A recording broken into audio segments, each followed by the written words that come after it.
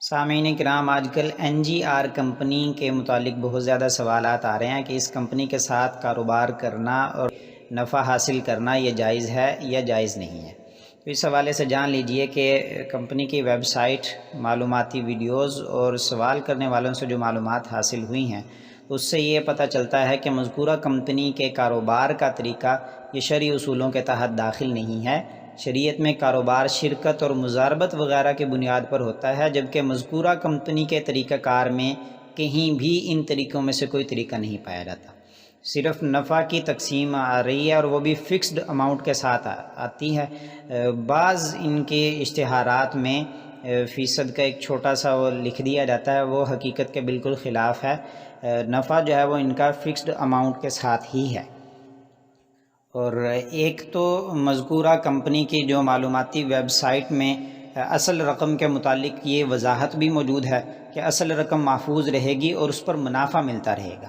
تو یہ جو بات ہے یہ حقیقت میں سود ہے کہ اصل رقم محفوظ ہونے کے تسلی ان کو دلوا دی گئی ہے کہ اصل رقم محفوظ رہے گی، اور یہ کمپنی کی شرائط و ضوابط میں موجود ہے۔ جبکہ شریعت میں یہ ضروری نہیں ہے کہ اصل رقم محفوظ رہے، بلکہ کبھی تو اصل رقم محفوظ رہتی ہے اور کبھی نقصان اٹھانا پڑتا ہے۔ جبکہ یہاں اس کمپنی کے طریقہ کار میں اصل رقم محفوظ ہونے اور اسے مخصوص ترتیب سے نکالنے کی ذمہ داری یہ کمپنی لیتی ہے، اور اسی بنیاد پر لوگ اپنی رقم جو ہے وہ اس میں جمع کروا رہے ہیں، تو اس اعتبار سے یہ جائز نہیں ہے۔ دوسرا یہ ہے کہ یہ کمپنی کے ساتھ جو معاملہ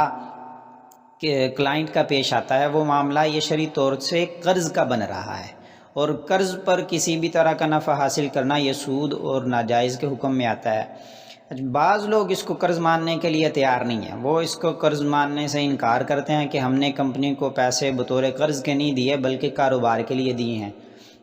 حالانکہ کاروبار کے لیے ضروری ہے کہ شرعی اصولوں کے مطابق جو ہے وہ آپ نے رقم دی ہو، یعنی شرکت یا مضاربت کے جو اسلامی اصول ہیں، قواعد و ضوابط ہیں جس میں نفع و نقصان کی تفصیل موجود ہوتی ہے، تو وہ موجود ہوں۔ جبکہ یہاں ایسا کچھ بھی نہیں ہے، صرف اکاؤنٹ بنا کر اس میں مخصوص رقم جمع کروا دی جاتی ہے اور اس پر منافع جو ہے وہ حاصل ہوتا رہتا ہے۔ تو اس میں یہ بات نہیں ہے کہ کاروبار کی کون سی قسم کے تحت جو ہے یہ رقم وصول کی جاتی ہے، تو دوسری یہ خرابی ہے اس میں۔ اور تیسری خرابی N G R multi level marketing کے تحت جو ہے وہ کام کرتی ہے، اور ملٹی لیول مارکیٹنگ کے نظام میں کئی طرح کے مفاسد آتے ہیں، خرابیاں آتی ہیں جس میں دھوکہ ہے، فراڈ ہے، اور اس طریقے میں اوپن مارکیٹ میں جو ہے وہ اس کی چیزیں فروخت نہیں ہوتی بلکہ صرف ممبران کو مصنوعات دی جاتی ہیں، اور اس بات پر زور دیا جاتا ہے کہ مزید بھی ممبر بنائیں اور کمپنی کی زیادہ سے زیادہ تشہیر کریں، اور جو ممبر بناتا چلا جاتا ہے اس کو منافع ملتا رہتا ہے۔ تو اس صورت میں جو ممبرز بلا واسطہ بغیر محنت کے آتے ہیں، تو چونکہ اس میں انسان کی محنت کا عمل دخل نہیں ہوتا تو اس کی اجرت لینا بھی جائز نہیں ہوتا۔ تو اس لیے ملٹی لیول مارکیٹنگ کے نظام پر چلنے والی کمپنی کا ممبر بن کر ممبر سازی کرنا اور مختلف راستوں سے مالی فوائد حاصل کرنا یہ شرعاً جائز نہیں ہے۔ مذکورہ کمپنی میں بھی بننے والے ممبروں کی خرید و فروخت سے ممبر کے عمل کا کوئی تعلق نہیں ہوتا، لہٰذا این جی آر سے کسی قسم کا معاملہ کرنا یا اس کا ممبر بننا یا ممبر سازی پر مزید پرافٹ لینا یہ جائز نہیں ہے۔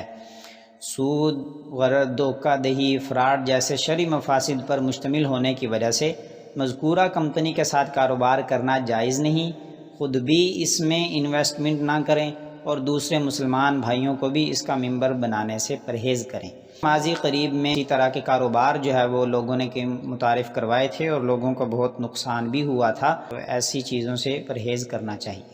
بہرحال جن لوگوں نے اس این جی آر میں کمپنی میں رقم انویسٹ کی ہے وہ کمپنی سے اصل رقم نکلوا کر جتنا منافع ہے وہ بغیر ثواب کی نیت کے مستحقین میں تقسیم کریں اور توبہ اور استغفار بھی کریں۔ اللہ تعالیٰ لاعلمی کی وجہ سے معاف فرمائیں گے انشاءاللہ تعالیٰ۔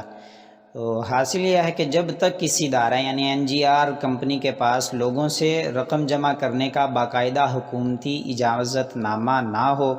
اور ان رقوم کو شرعی اصولوں کے مطابق شرکت یا مضاربت وغیرہ کی بنیاد پر نہ لگایا جاتا ہو اور اس کے اندرونی کاروباری معاملات کی روزانہ کی بنیاد پر مستند علماء کرام کی نگرانی نہ ہوتی ہو، جنہیں اس ادارے کے معاملات پر اطمینان ہو اور سرمایہ لگانے والوں کو بھی ان علماء کے علم و تقویٰ پر اعتماد ہو، تو اس وقت تک کسی بھی مالیاتی ادارے اس بشمول NGR کمپنی کے سرمایہ کاری سے پرہیز کریں۔